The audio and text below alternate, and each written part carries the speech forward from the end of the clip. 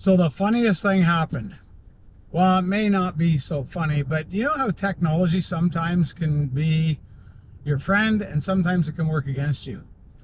Well, this morning I was early for an appointment, probably 10 minutes early, and it's a contractor that we do a lot of work for. So I drove to the job site. Well, let me back up a little bit. I copied and pasted the address from where I have everything all set up. I drove to the job site. I got out of the truck. I saw some of the construction vehicles there. A lady came out of the house and I didn't recognize her at first, but we got talking and she says, "Oh yeah, we do a lot of work with you guys." And she was the project manager.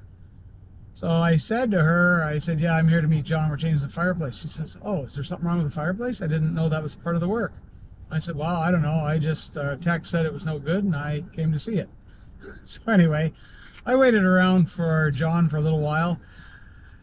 And I was in my truck just reviewing some notes, and I got looking at that appointment that I had set up again, and I thought, this address doesn't seem quite right. So anyway, I got looking at it and I thought, oh man, I'm 15 minutes away.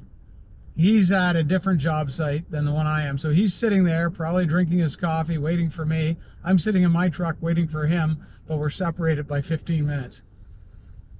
So I gave him a call. He says, "Hey, that's no big deal. That's happened to me too many times." So he says, "No problem. I'll wait. 15 minutes is 15 minutes. I can do some other stuff." That's my funny story for the day. But you have to laugh at things like that because it happens.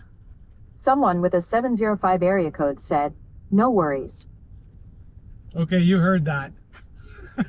That's John texting me back.